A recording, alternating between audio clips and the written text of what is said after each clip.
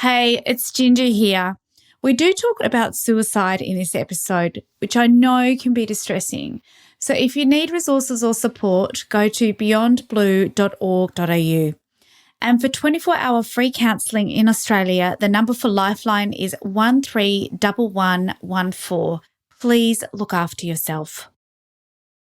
I met a builder recently who repeated something from the banter between the boys on the site, and it was both unsurprising but also just really shocking.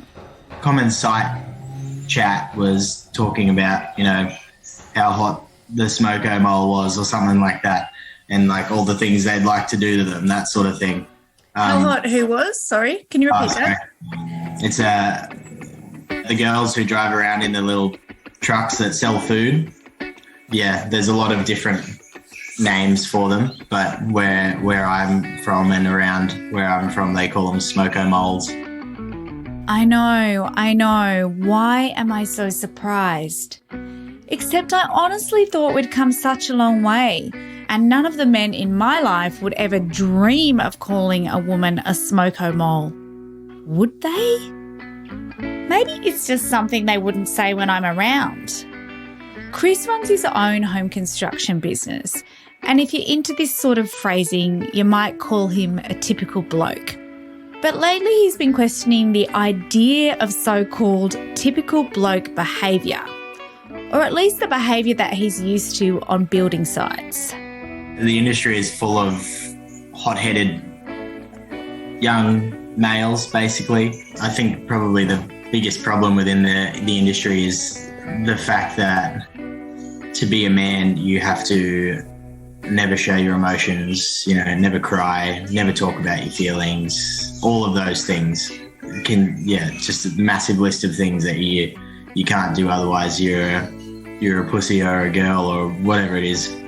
I've been lucky enough that I don't have to deal with that sort of culture as often anymore, because I have my own team of guys, and I like to run things a bit different to the standard carpentry or builder sort of thing. In other words, as a manager, Chris has set a standard for acceptable behaviour in the workplace, which sounds kind of reasonable, doesn't it? But maybe it's not actually such a simple idea when you realise that Chris, like a lot of us, has actually descended from generations of ingrained ideas of masculine norms. So things like men are strong, that winning and dominance is of utmost importance, and that talking about your feelings makes you sound like a girl, which is apparently the worst thing in the world to a bloke. One of my employees and I, we went to the pub one night before we went fishing the next day. We had a fair few drinks, and he just opened up to me and started telling me all about his life, basically. And for the first time in my life, I actually listened. I was well and truly out of my comfort zone, but I sort of just pushed past that because I wanted the best for my employee at that stage. It was literally from that point on, he has just been an unbelievable employee. I noticed a massive change in just how he treated me as a boss. He gained a lot of respect for me in that moment, and that's literally the only thing that's changed, is that I gave him a safe space to talk. This is Seriously Social. I'm Ginger Gorman. Toxic masculinity and rape culture are in the headlines once again, and every woman I know is furious. But if it's okay with you, I'm not going to delve into the specifics. What I really want to talk about is actually how we got to this point. What is it about our history, that socialization that's gone on for generations, that means we still think masculinity is about strength and competition and aggression and power? And why can't we see how damaging those traits are, not just for women, but even more so for men? There's a lot of men in the construction industry that are just suffering in silence, and there is a large number of them that will eventually attempt suicide or commit suicide. Later in the episode, I'll fill you in on how Chris and some other men too are working to shift those masculine norms. But first we need to understand, what are masculine norms? And in Australia, one way to do that is to go way back to 1788 and the arrival of the first fleet.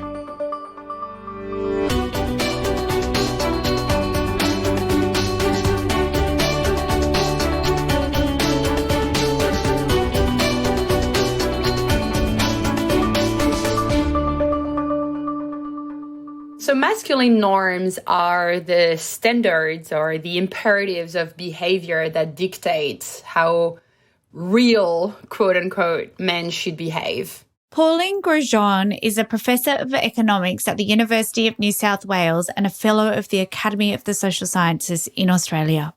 So boys shouldn't cry. It's weak to go and see a doctor or a psychologist. You need to toughen up. Being a nurse or a teacher is a girl's job. And on and on and on, right? Yeah. One more set of masculine norms is women should take care of the house and children, and men should just work. So the primacy of work over family life, I think, is another important one. And why are masculine norms a problem in your view? Some people define hegemonic masculinity as the legitimization of norms that maintain a strict social hierarchy in which women are dominated as well as other men who don't adhere to these norms of masculinity. So, who try to be men in other ways. That also implies that you legitimize the position of power of some groups over other groups. I think it's also a problem because you see a number of outcomes that are impacted by the strength of these masculinity norms. And you can see this, for example, there is a survey that is done in Australia, which is called 10 to Men, which is specifically a survey of masculinity that follows men from 10 into adulthood. And that looks at, that measures masculinity as adherence to a set of behavioral prescriptions and beliefs about how one should behave. And things like unhealthy behavior, smoking, drinking, thoughts about self-harm, suicide, assault of other men, sexual coercion of women or other men. And you see that these things are really strongly correlated.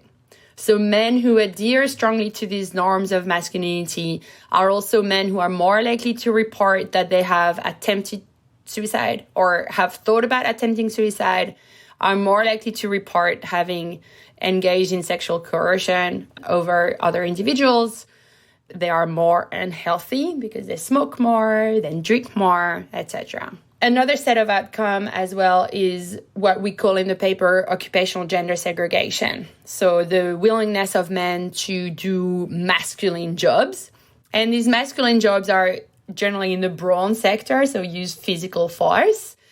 And if we think about technological evolution or trade shocks, the future of jobs is not in these traditionally masculine jobs. The future of jobs is in the education and health innovation sectors. And so that can also create a mismatch between what jobs are available and what jobs want to do, and that can create unemployment.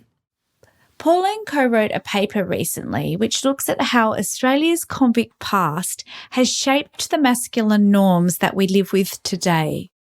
At the start of white settlement in Australia, there was much more men than there were women.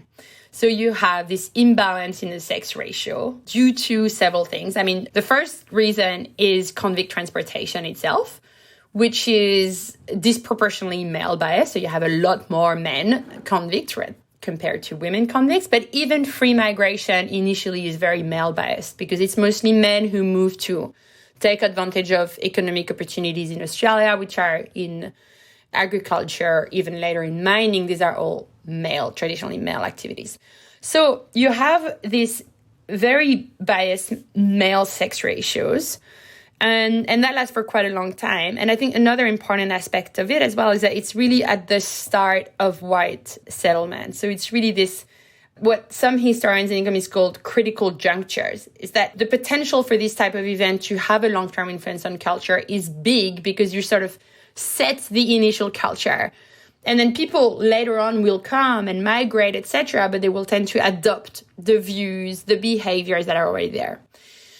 And so here the idea is that because you have these very specific circumstances, people start behaving in a certain way because they respond to incentives and they respond to the environment that is around them. And so they behave in a certain way. And these behaviors then become cultural norms because other people copy them, or because you transmit them to your children, or because as children you tend to do the things that your parents did.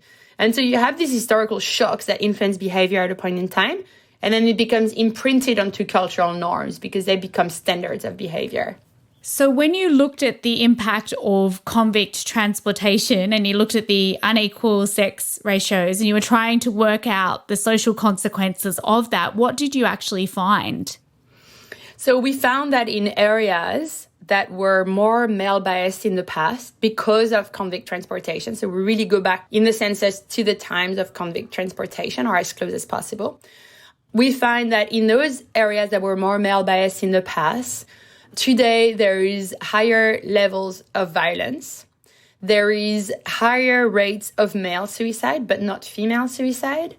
There is higher rates of partly preventable male mortality, so behavior that we associate with health avoidance behavior, so in particular prostate cancer, because as you know, the tests used to detect prostate cancer is violating standards of masculinity. And we also find higher segregations of men into stereotypically male occupations. And so typically this is, metal workers and metal fitters, carpenter, car mechanics. And we're trying also to look at the political manifestations of these norms. And for this, we use the 2017 referendum of same-sex marriage. And we find that in areas that were more male-biased in the past, fewer people voted for yes. Let me get this straight. You're saying that basically because of convict transportation, we've inherited these gender norms which are negatively impacting us today. Not necessarily of convict transportation, but just because there were so many more males compared to women. And that created very intense male-male competition. And when guys compete with other guys, they tend to do these kind of things. They tend to be more violent. Another important outcome that we look at is bullying in boys. So we find higher rates of bullying in boys, not girls, boys. So it's really this manifestation of intense male-male competition. But Pauline, how is it possible that with all the outside influences of modern day culture, we're still hanging on to this stuff from hundreds of years ago? We're still perpetuating it, and not just across the whole society, but in these particular pockets that had higher male ratios. Yeah, so there is a number of studies that now show the very long-term persistence of historical events. So there is studies in Europe that show the persistence of anti-Semitism in Germany over 600 years. I've written myself about the persistence of violence in the US South due to settlement of Scots-Irish people in the 18th century. And the idea also with violence is that these things tend to be persistent because if you, say, you have no inclination for violence personally, but you move in an area where there is a lot of violence and men behave in a certain way, people tend to adapt to these things. It's a very costly individually to deviate from these norms. There's so many questions I've got here. First of all, I want to know, how is this passed on? And where is it passed on? Is it passed on in the media? Is it passed on in families? What is the mechanism? Schools are a socialization mechanism. Media is a socialization mechanism. Your parents are a socialization mechanism. And so all of these environments, the church is a socialization mechanism. The thing is that once you're in a cultural equilibrium, it's very hard, it's very costly for individuals to deviate from it. And I think there's evidence from several of these things. So we find these strong results on bullying in schools.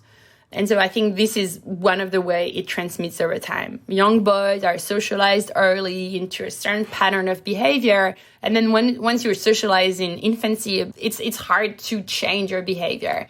Then we also find some evidence of transmission in families. So, we find that the link from historical circumstances to present day behaviors are only there for people who are of Australian origin, right? Or is stronger for people who are of Australian origins. Men police these behaviours in their groups very strongly. So you often see men enforcing these norms within their groups. But from what you're saying, it causes so many damaging outcomes for them. Why would they enforce behaviours that are not good for them within their peer group? And I think that's why our research is important, is that you don't necessarily realize what you're doing. You're just repeating behavior that you observe around you. And, I think people, when they behave, they don't really think about the cost and benefit of each behavior.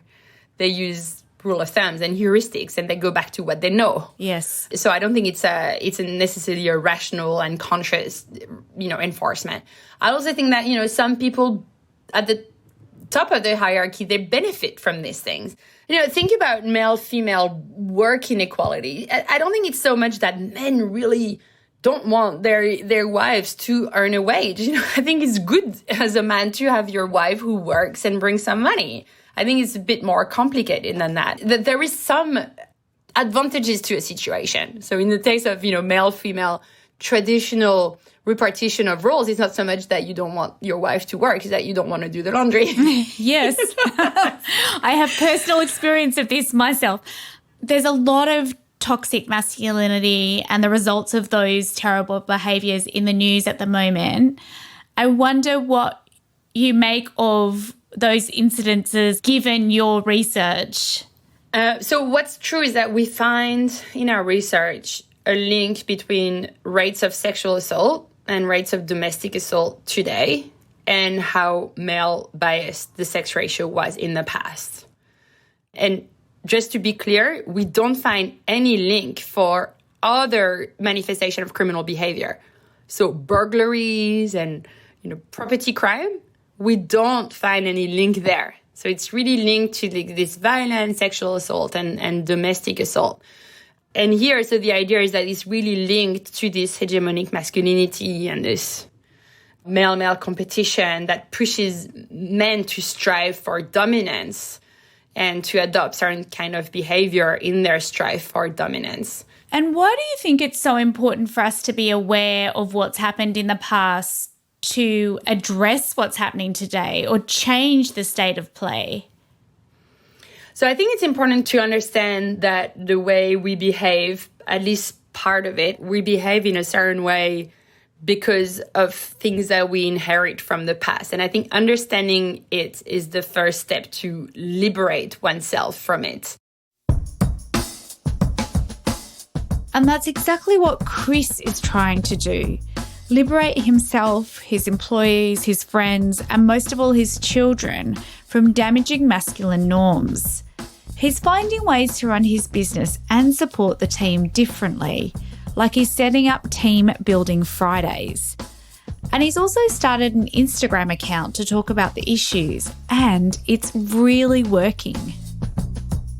I am not really sure what I'm doing with it, where I'm going, how I'm going to do it. I don't know any of that. All I know is what I'm doing is obviously well received.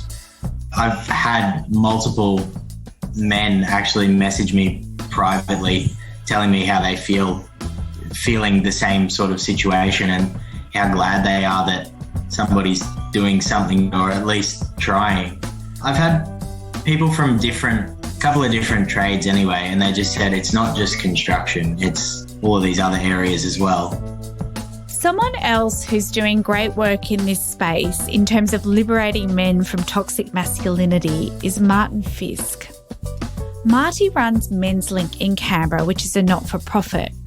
And among other things, what Men's Link does is pairs teenage boys with male mentors, especially if they don't have positive male role models in their own lives. When a young boy or a young teenage man sees perhaps his father or another male figure in his life, adult male, using aggression, violence or the threat of violence to get what they want, an impressionable young boy will go, oh, that kind of works.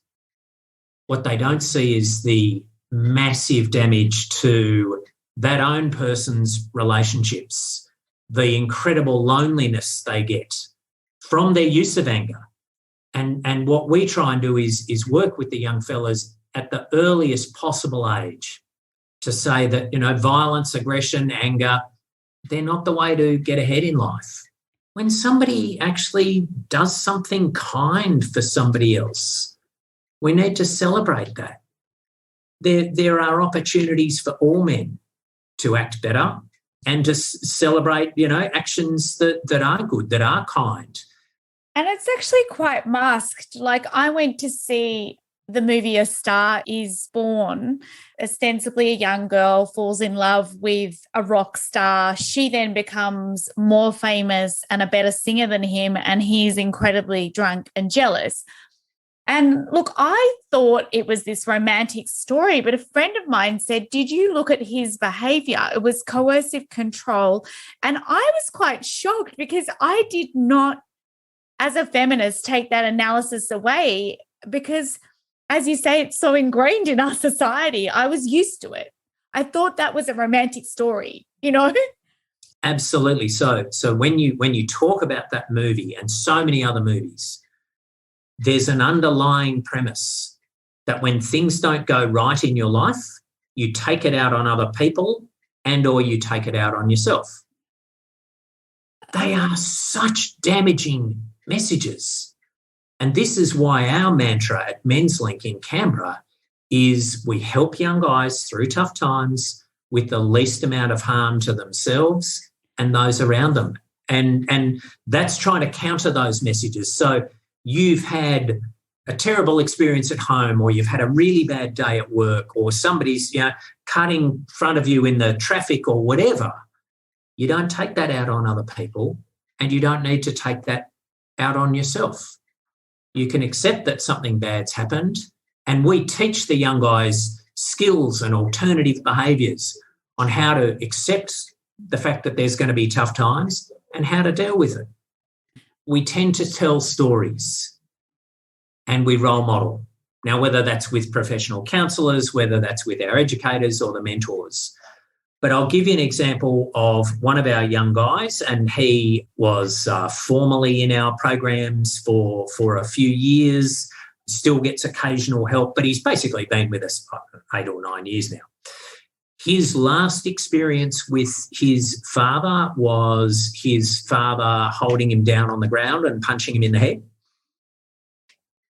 And he talks about his time in the mentoring program, and he said that his mentor taught him how to resolve conflict with words instead of his fists. How did he do that? By telling stories.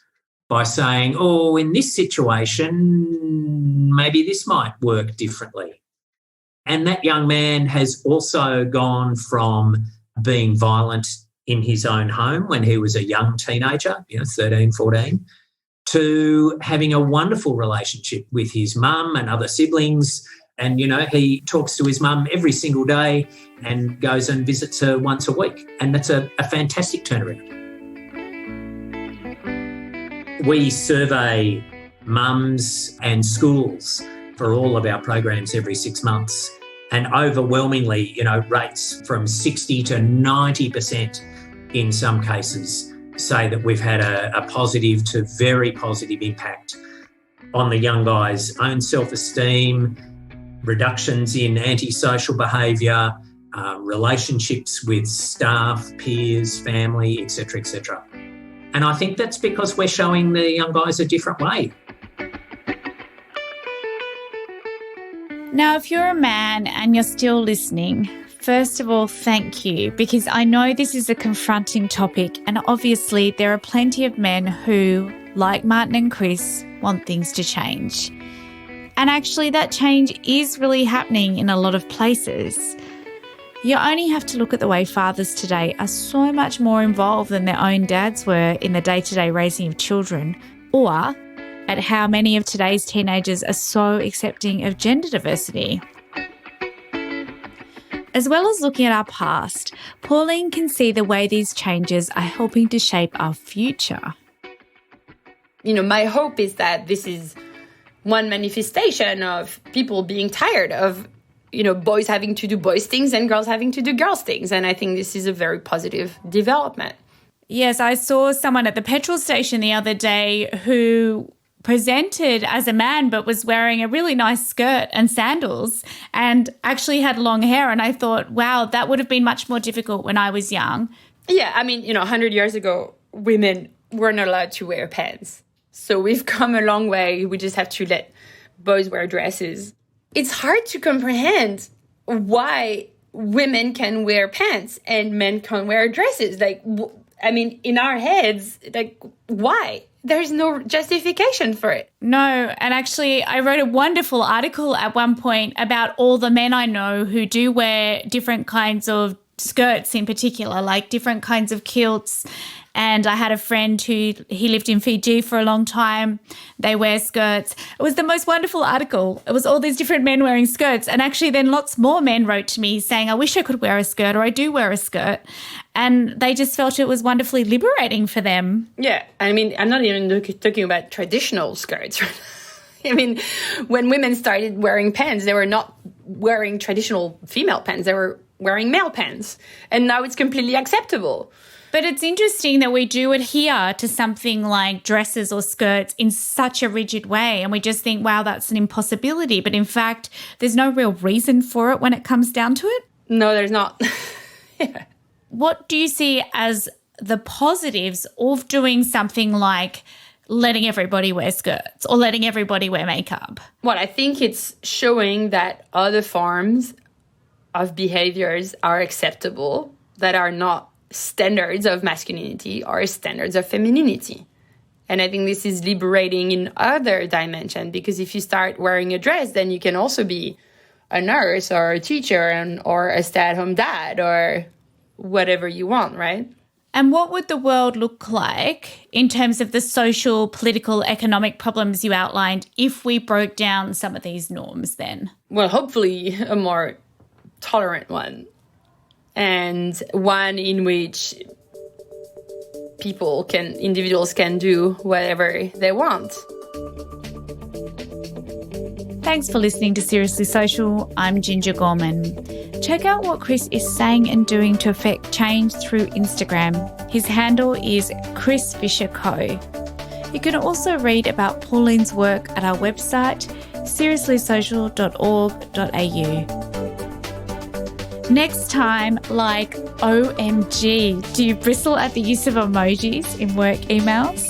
Whatevs, just chillax. It's all part of the evolution of language. That's next time on Seriously Social. See you then.